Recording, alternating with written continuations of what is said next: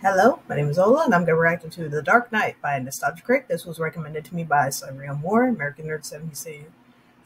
American Nerd 1776, and Stephen Riley. Thank you for the recommendation. Yeah, what more can I say? This is like one of the greatest Batman movies ever, man. For real. You got freaking Heath Ledger's Joker, and his character probably has like the best introduction of like anybody ever. And of course, Harvey Dent's Two-Face and his infamous line of, you either die a hero or you live long enough to see yourself become the villain, which in some cases, yeah, it is true. Anyway, let's check it out, see what Nostalgia Critic thinks about it. And if you want to like, comment, subscribe to my channel, you can if you want to. That's fine too. Here we go. This episode brought to you by Stamps.com. Why go to the store to get stamps when you can have them printed right at home for your convenience? Also brought to you by Chime, the award-winning app and debit card that can save you money today.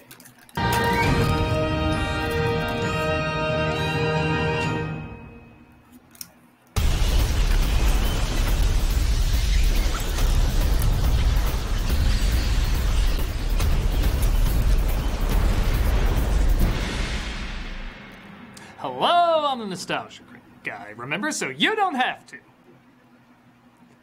This is one of my favorite movies. Nice. Released in 2008 under a buttload of hype, I'll admit I didn't think this movie was going to be anything that special. I liked Batman Begins, but thought ironically the Batman parts were a little awkward.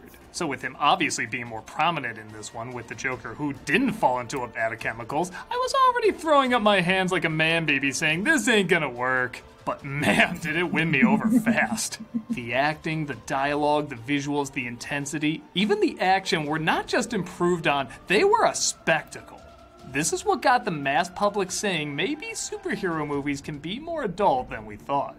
Every decade or so a comic book movie comes along that does that, and I kinda love it's usually a Batman movie. With that said, like most things declared flawless, I can't quite say this is flawless. There are still a few hiccups when it comes to the story, and little things like poor Bale's bat voice. This city just showed you that it's full of people. That's a shame. Yeah. But it goes without saying, this movie left a big impact not only on comic book flicks, but just cinema in general. It challenged how seriously we took heroes and villains that were seen as entertainment for children and teens, and showed there were strong reasons we should still see them as heroes and villains as adults. I'm pretty excited to look this over again, so let's jump right into it. Let's look at the movie that clearly hasn't gotten enough attention, The Dark Knight. It opens with a robbery at one of the mob banks in Gotham. It should be pointed out part of this movie was shot in IMAX, and if they ever release it again on an IMAX screen, it's definitely worth it. I think most people have pointed out the Joker's mask is from an old Adam West episode, and I do legit love that once you know which one he is, the camera does smartly follow him. Like upon second viewing, you are curious of what his reactions are, even if it's all just body language. I know why they call him the Joker. So why do they call him the Joker? I heard he wears makeup. Makeup? Yeah, to scare people. You know, war paint. The scene's pretty awesome. I was shocked to find it's only 5 minutes long. So much happens, I swear it was double that. You'll find they condense a lot of information tight and efficiently in this movie, which until the last fourth works to its benefit, but we'll get to that in a bit.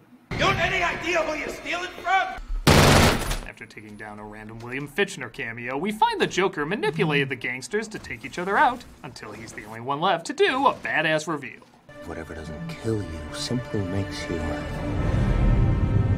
Stranger. As many have pointed out, the plans of the Joker, played by Heath Ledger in his final role, are very easy to pick apart. How did he know there'd be a gap in the buses? How did he know where the choppers would be for the wires? How did he know the exact location of where to stand so that explosion wouldn't kill him? Who cares? And this is where I just shrug and say, comic book shit.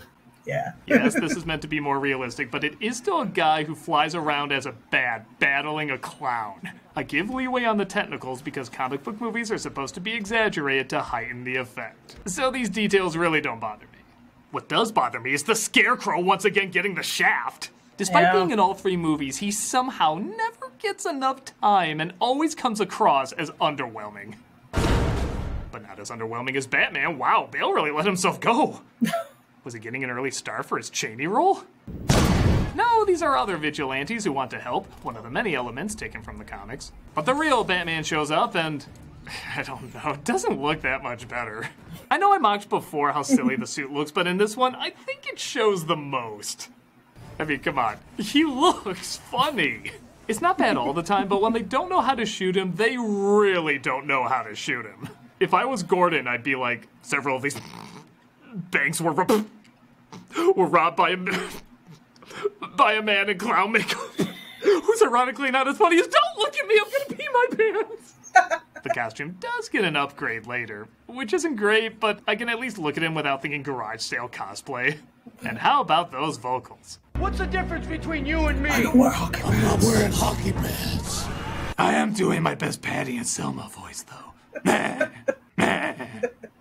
We're introduced to District Attorney Harvey Dent, played by Aaron Eckhart.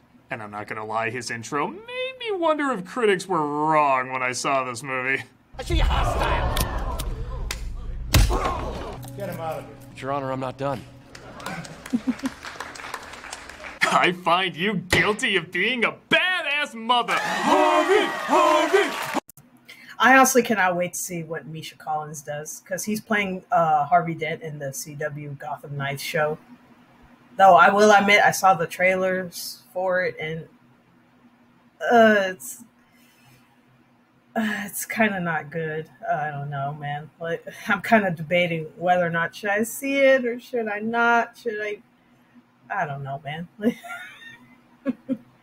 But I cannot wait to see what Misha does. I love him in Supernatural as Castiel. But I mean, he's got a lot to live up to with what Aaron Eckhart did for this movie, you know? Even for a comic book movie, that was uncomfortably dumb, but it does get back on track pretty fast. As this film just as easily could have been called Gotham City, because a surprisingly good chunk of it is showing people working behind the scenes trying to take down the mob, using clever legal action. And it's legitimately interesting to watch. In a RICO case, if you can charge one of the conspirators with a felony, you can charge all of them with it. That's great. The movie cleverly utilizes the slow burn, building up to the Joker and why the mob would turn to him. Bruce even takes a liking to Dent, and it's not all because he's dating his ex Rachel, played this time by Maggie Gyllenhaal. When their enemies were at the gates, the Romans would suspend democracy and appoint one man to protect the city.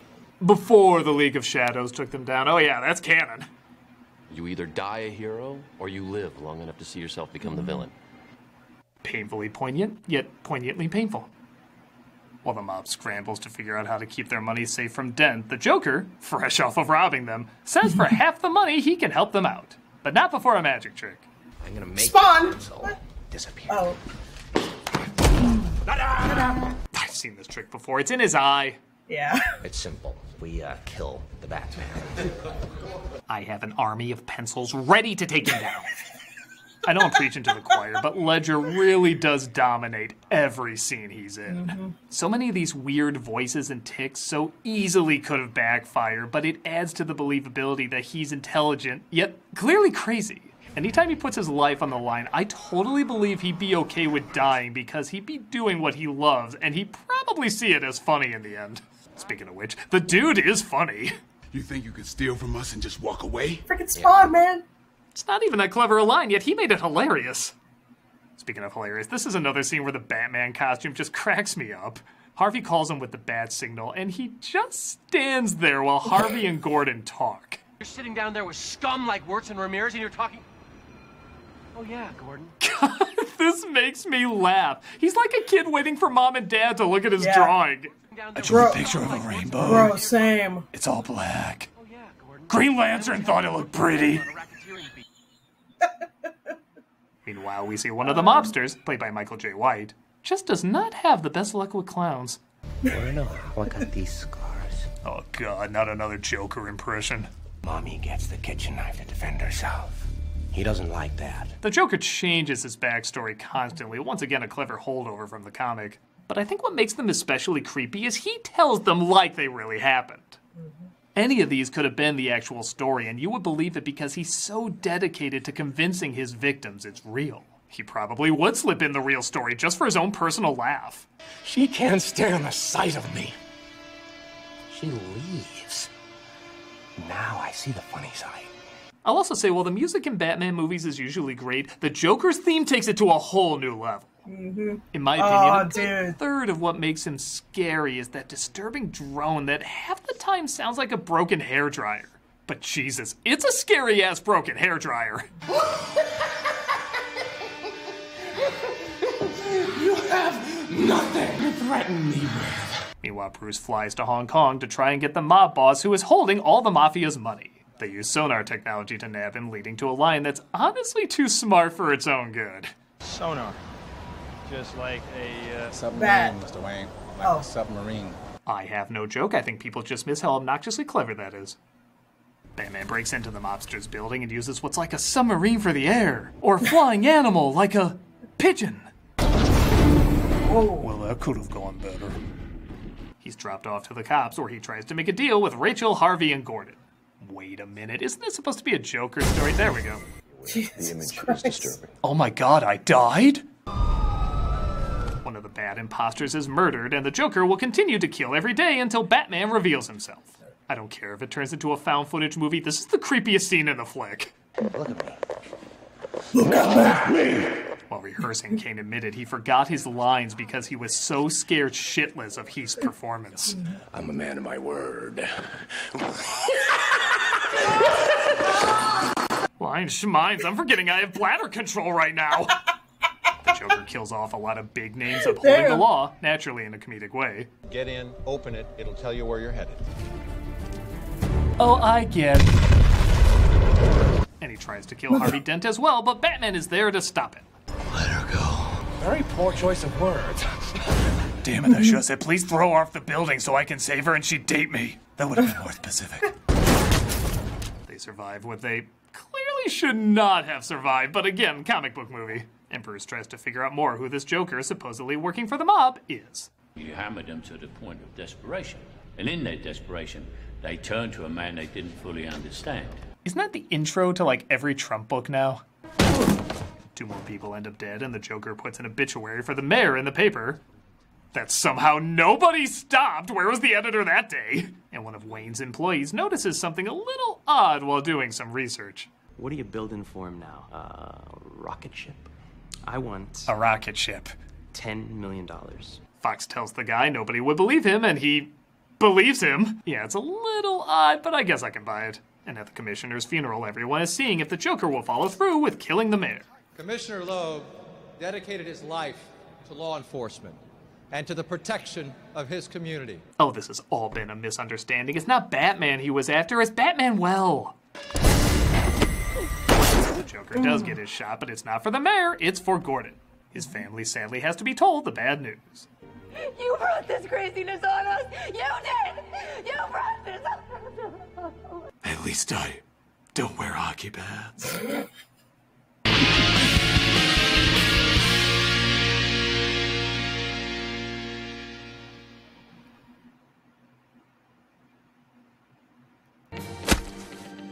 Well now, looky here.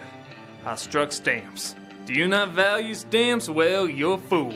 Because stamps is more valuable than gold. That is not true. I don't want any confusion, but it's like gold. That is also not true, but they are important. Time is money. Don't waste either with repeated trips to the post office. With Stamps.com, you can skip the trip and focus on how to take your small businesses to the next level. Stamps.com lets you print official postage right from your computer and saves you money in the process. So you can spend less time at the post office and more time making your customers happy.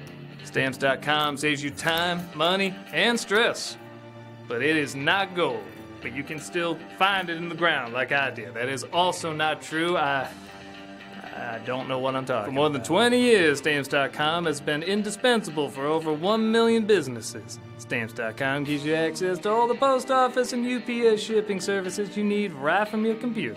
And get discounts you can't find anywhere else, like up to 40% off USPS rates and 76% off UPS. Whether you're an office sending invoices, a side hustle, Etsy shop, or full-blown warehouse shipping out orders, Stamps.com will make your life easier. All you need is a computer, a standard printer, no special supplies or equipment, and you're up and running in minutes, printing official postage for any letter, any package, anywhere you want to send. I didn't have a line for this cutaway. Stop overpaying for shipping with Stamps.com. Sign up at Stamps.com/nostalgia for a special offer that includes a 4-week free trial, free postage, and a digital scale. The long-term commitments or contracts at Stamps.com/nostalgia. Why, look what else I found here. I found Chime. A business in the ground idea. Kick off 2022 with a better checking account with no monthly fees. Chime, an award-winning app and debit card, has no overdraft fees, foreign transaction fees, monthly fees, or service fees. With over 60,000 fee-free in-network ATMs at many locations like most Walgreens, 7-Eleven, and CVS, you can access your money when you need it, where you need it. You can also send money to anyone, even if they're not on Chime. Or digging for Chime, that's a thing apparently. Fee-free for you and no cash-out fees for them. Make your first good decision of the new year and join over 10 million people using Chime. Sign up takes only 2 minutes and doesn't affect your credit score. Get started at chime.com/nostalgia. That's chime.com/nostalgia.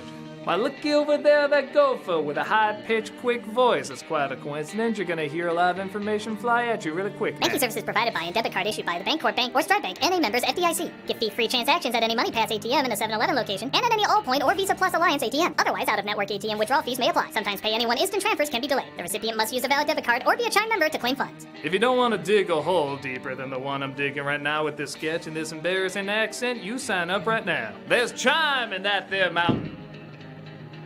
Sky's very hot today.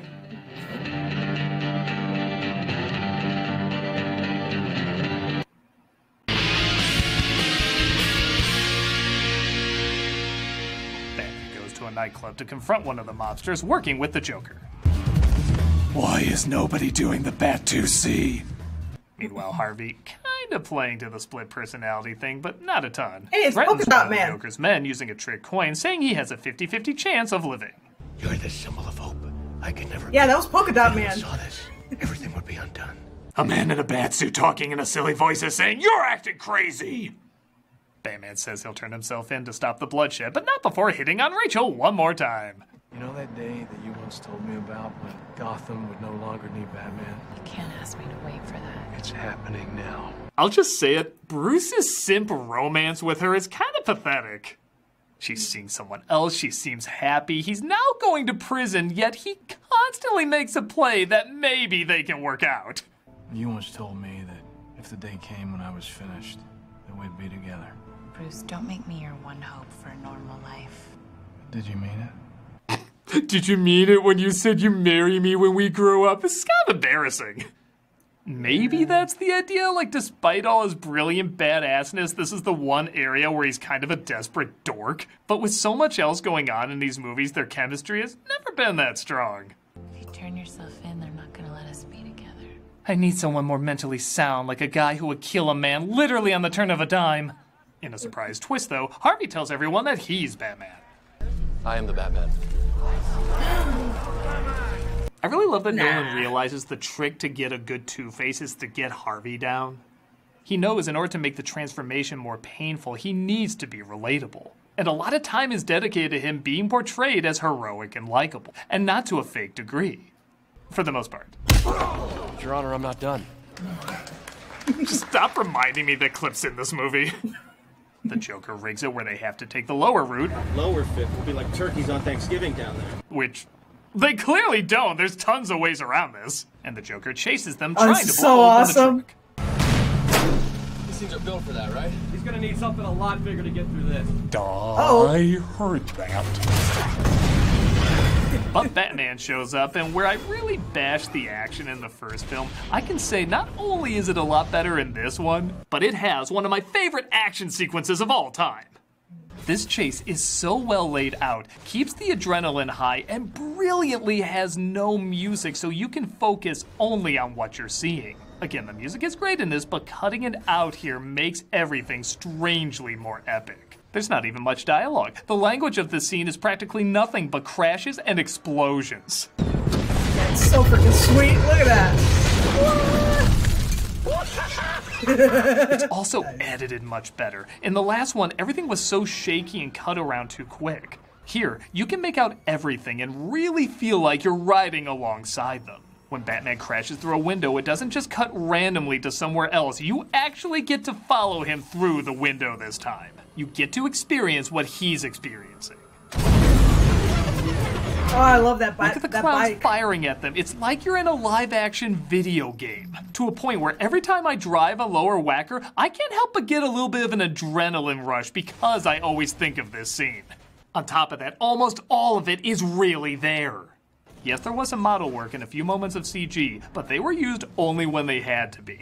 They went the extra mile and actually had all these cars blowing up or crashing. You simply feel more immersed when you know what you're looking at is really there. Oh, you want to play? Come on. It all builds up to a topper that everybody saw in the trailer, but you got so wrapped up, you forgot it was coming. And everybody roared in the theater when it finally happened.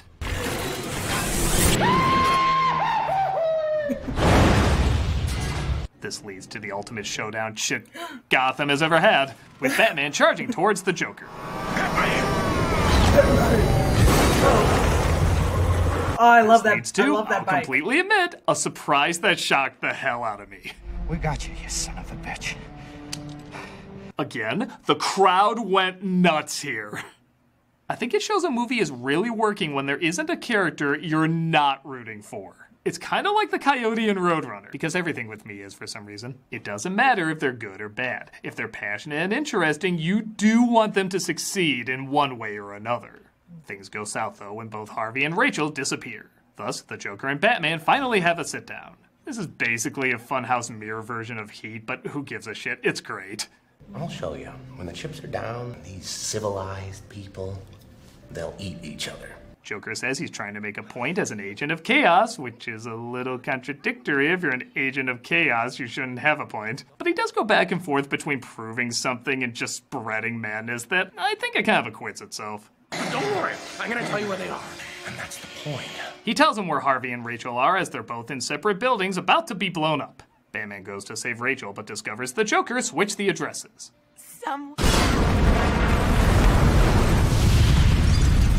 Okay, so even when this movie came out, the trope of killing the love interest was already kind of played, but not so often in comic book movies.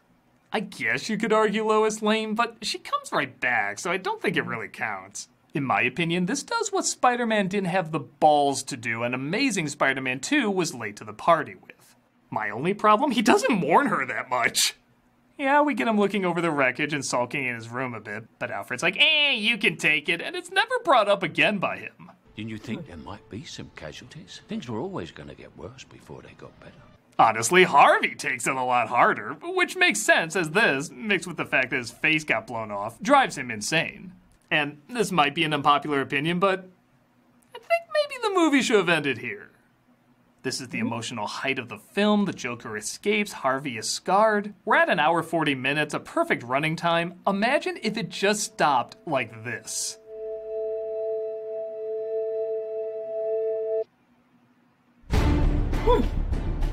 That would have been goddamn chilling.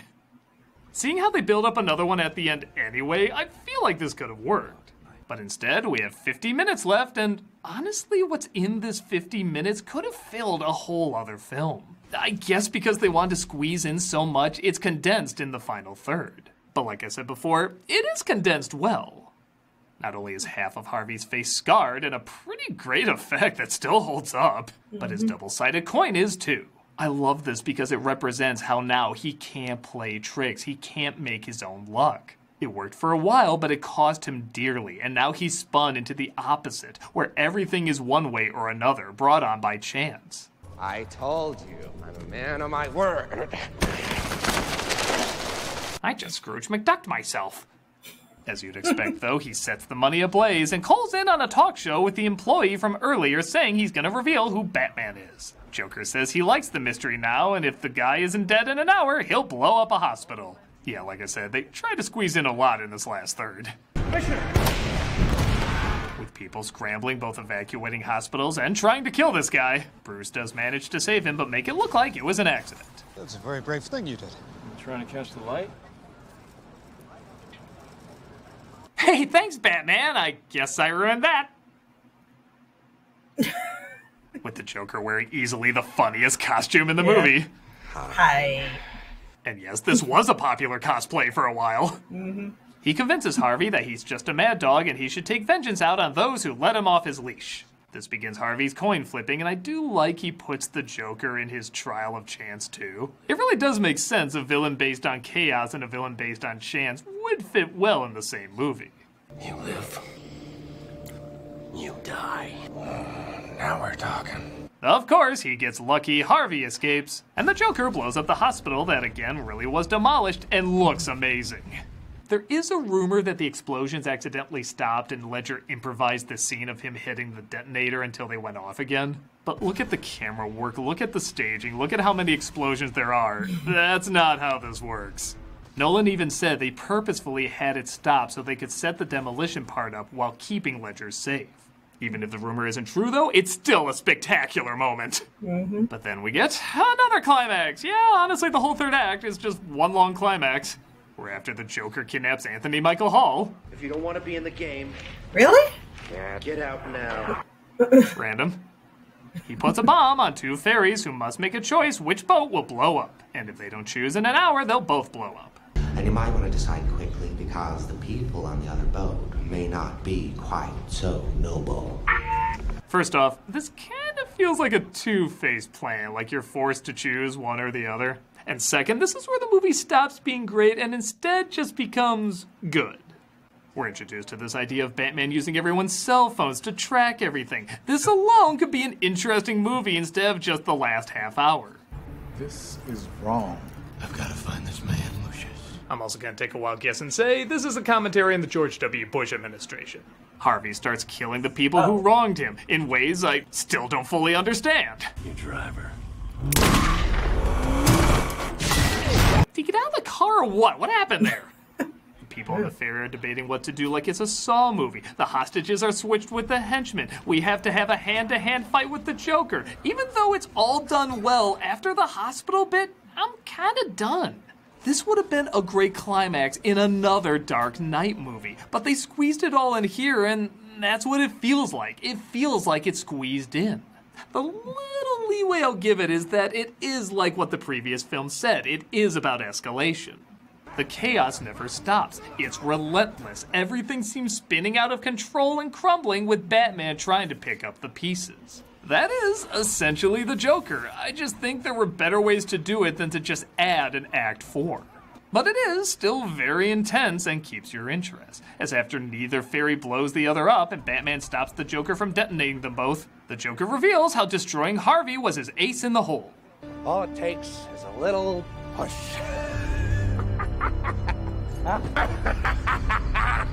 And I'll just say, when I saw this clip in the trailer, I was saying to myself, did they make the Joker fly in this?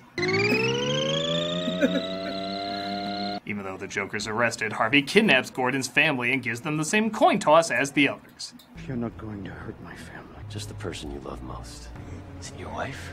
It can't be your daughter. We haven't decided if she's going to be Batgirl in the future or not. We're definitely going to screw up Robin, but we have to hold out on this one. You don't want to hurt the boy, Harvey. Your mother's in here with us, Karis. Would you like to leave a message? Batman arrives, and through a violent tussle, Harvey falls to his death. To save his reputation, Batman tells Gordon that the story has to be that he killed Harvey's victims. I killed those people. You're not. I'm whatever Gotham needs me to be. There is an irony that they're saying spying on people is wrong, but lying about who killed someone is fine. But you get the idea of the lesson. He's taking a hit for Gotham. It's about endurance, it's about sacrifice, it's about making people even more freaked out about fake news. Okay, this didn't age that great, but it's the thought that counts. A watchful protector. A dark knight. And that was The Dark Knight. Despite its few problems, I still think it's fantastic. This really did change how serious people took superhero movies. It hit just the right notes at just the right time. The lines are so quotable, the dilemma's so intriguing, the character's so memorable. For a while, this Joker became an icon of, shall we say, meaningful madness. Despite being a villain, he reflected a sort of anti-authoritative chaos that struck a chord at that point in time, the same way Phoenix would in his own way at a different point in time.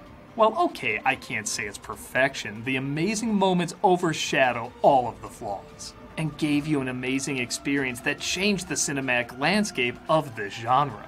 It's still one of my all-time favorites, and I know I'm not alone. If you haven't watched it in a while, pop it in again, and watch one of the greatest comic book movies ever made. I'm a nostalgia critic guy, remember? So you don't have to. You don't want to hurt the boy, Harvey. Come on, dude. Yeah, like I said, this is like one of the greatest Batman movies like ever. Of course, like I said, every movie's gonna have its flaws, gonna have, little things that don't make sense, but as long as it does not overshadow the movie, it's enjoyable at least, and really think this is one of those movies, it's so cool. Yeah, and a lot of like the makeup, that was all Heath Ledger, and that part where he's holding the camera and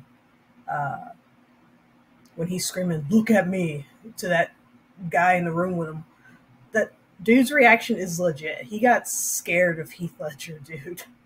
And that whole part where he's crashing Bruce Wayne's party, that was actually the first time Michael Caine saw Heath Ledger in the Joker makeup. That was the first time he's seen him, like, ever.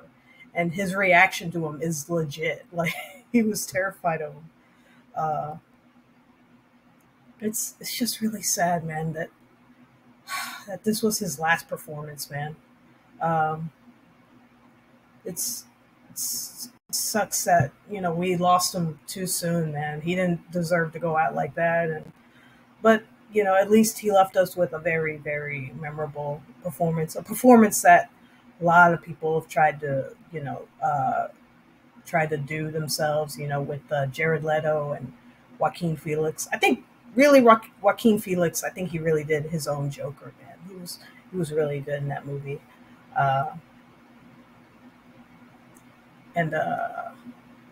Yeah, sometimes when Christian Bale does the Bat voice, a little, like when he's trying too hard with the Batman voice, it kind of does take me out of the movie a little bit. Not all the time, some of the time. Like, I'm just like, dude, chill, man. Like sometimes, like I couldn't understand what he was saying, especially that part with the hockey pads. I was like, oh, hold up, what did he say? What? Like, I had to rewind it upon subtitles. Like, what?